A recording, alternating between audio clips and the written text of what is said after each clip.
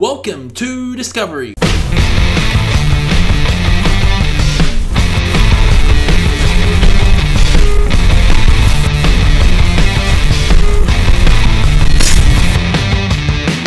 We have a big show today, likes of Bellacor, 1914, some classic albums as well to throw in the mix. Before I start the show, pop your favourite discoveries you have discovered this week. Massive new releases this week, and first album we're going to talk about is a classic album that was released in the year 1978. It's none other than Judas Priest Stained Class. Although this LP is over 40 years old, this month I discovered one of my favourite albums by Priest. As you all know, I've been reluctant to check out Priest's discography because I wasn't gravitating towards them.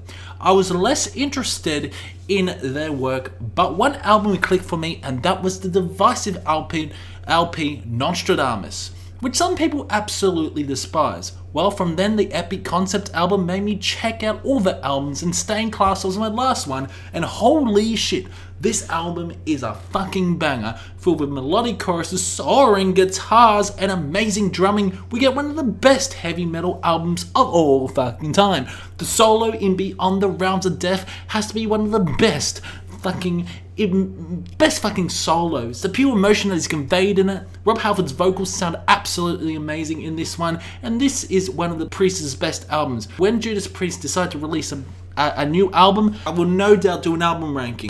There are some stinkers in the discography, like oh, tickle in my throat, Demolition, but Stained Class, Stained Ass, is outstanding. So for Stained Class by Judas Priest, I'm going to give it a solid 95. Next up, we go to a negative album that I discovered this week. A band formerly known as Psychosexual, now known as Synner, released an album called 666 AD Volume 2. This album is no longer available to listen to due to, I'm guessing, a mistake by Jeremy Spencer himself, who made the whole album live to listen to through all streaming services this week. This album was taken down a few days ago, and good riddance, because this LP is fucking shit. One of the worst albums of the year, and to think this band is gonna release 9 albums? 9 fucking albums! It's in November as well. Well, this 666 AD Volume 2 was part of the 9 albums. Death Thrust is probably the best song off the album, with some aggressive distorted vocals mixing a few death metal elements, with the actual band itself making a pretty cool song to kick off the album. From then, the album falls to shit, and his vocals are the main problem. I gotta give credit to Jeremy though. He is a hard-working man, and it's a shame that most of his work is gutter trash. But on the other hand, Jeremy and Synner are able to make catchy fucking choruses and hooks for their songs. Like, one song that is stuck in my head at the moment right now is a chorus from Love on the Grave, which isn't even from this album, but it's pretty catchy. The lyrics, on the other hand, aren't good, and they need to be improved. Who knows, maybe one of the 9 albums will be great, but at the moment 666 AD Volume 2 isn't good, nor is it bad, it is fucking terrible. There are no redeeming factors from Death Rush. This album can get in the bin, it can get in the fucking bin and get to 13. Next up is a new release that won't be out until the 29th of October. It's none other than the Australian band Bellacor. In case you don't know, Bellacor are one of the hottest acts in the melodeath scene. But this album is a beast of its own. It won't disappoint you. This band has struggled through pandemic in Victoria, with the pandemic lasting nearly fucking 2 years here. From my neck of the woods, the lockdown, they have managed to create such a stellar album from start to finish. Yes, there are 2 tracks which are just instrumentals, such as the eerie and beautiful Indelible and the upbeat Sweep of Days, but the other songs are just hard-hitting and in your face. I always consider Bellacor as a progressive death metal band than a melodeath band, which a lot of people refer them to. They really show the listener that Bellacor's new album Coherence is far from melodeath. It's prog death, with insane solos and amazing passages. We get one of the best slow moments in the last song, Much More Was Lost, with some beautiful piano accompanied with it, but at the same time, the most heaviest. This epic song is one of the longest in their discography, running a whopping 12 fucking minutes. Not to mention we get the best guitar solo off the album. This is definitely a very heavy album. They have upped the ante with the production and it's solid from start to finish. Some really great acoustic passages sounding like Opeth at times. The vocals are on point and there are some great build-ups. One thing is the short interlude in track 2, which is called Dispersion. I don't think it shouldn't have been on the album, or maybe it could have been in the intro track to lead on to Locust. On the other hand, Bellacor's new album gets an overall rating of 89. Okay, next up is a band I really like, Ice Nine Kills, and I'll be frank, this album is their weakest. There's something about this LP that rubs me the wrong way. Maybe because it sounds the same than their previous album, I'm not too sure, especially the Silver Screen, the final cut. Although this is part 2 of the Silver Screen, there's just so many similarities to the first album. There's some cheesy moments such as the Salt and Batteries, especially the intro and the chorus. Na na na na na, we're gonna get you. Na na na na na.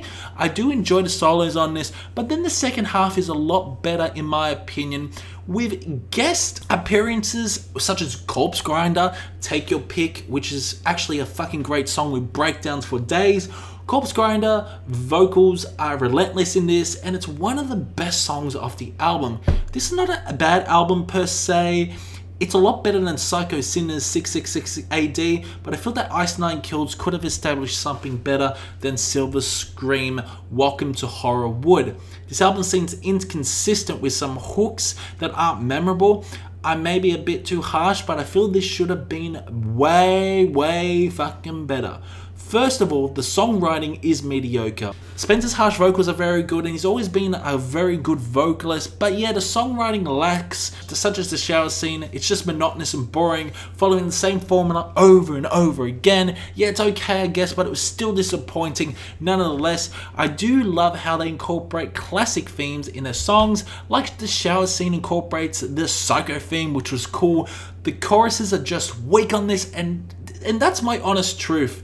So I know Meltdown, a Metal Meltdown, copped a bit of flack from Spencer, but I'm more heartless. So Spencer, if you don't like what I said, stick a breadstick up your ass and make something better next time. I'm joking.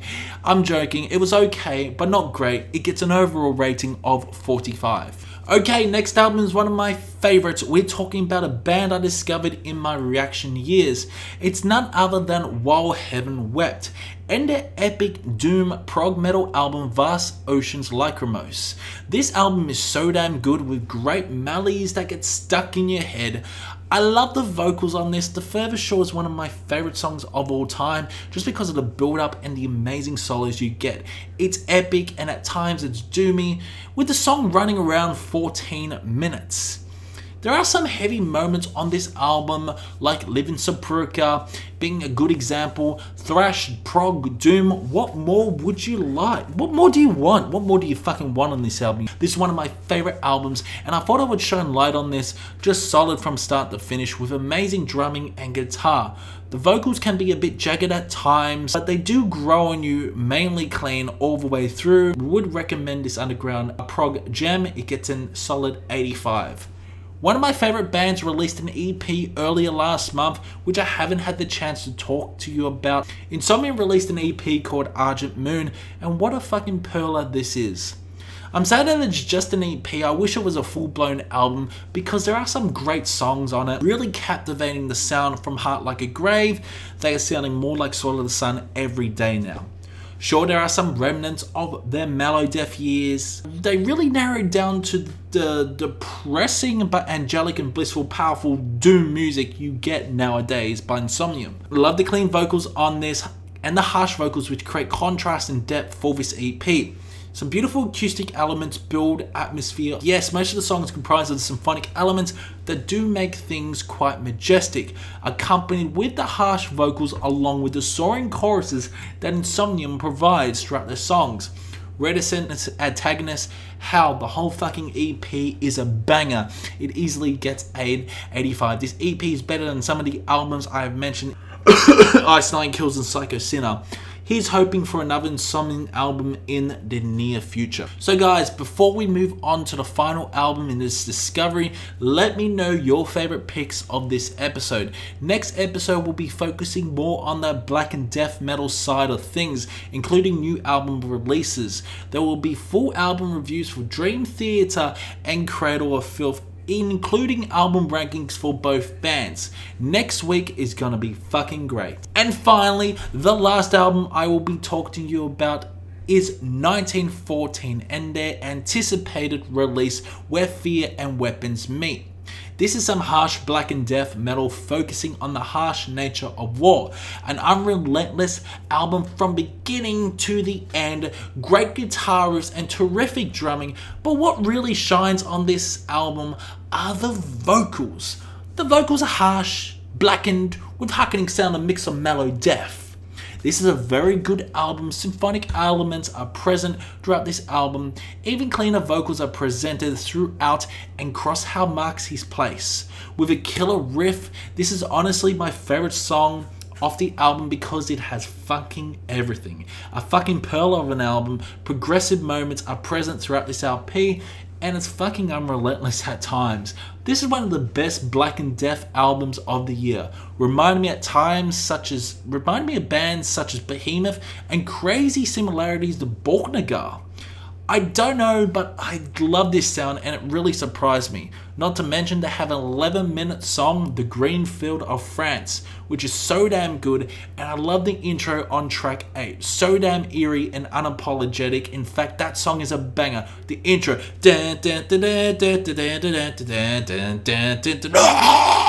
Yes, this album took me by surprise big time. Doom, symphonic, black and death moments, one of my favorites of the month, gets an 85. So yeah, that's it for Discovery this week. I hope you did enjoy it. Next week, like I said, we are diving deep into the realms of black and death metal releases, including classic death metal albums. So let me know in the comments below what you discovered and what you're gonna check out. Keep the discussion going in the comments section below, and I will see you in the next one.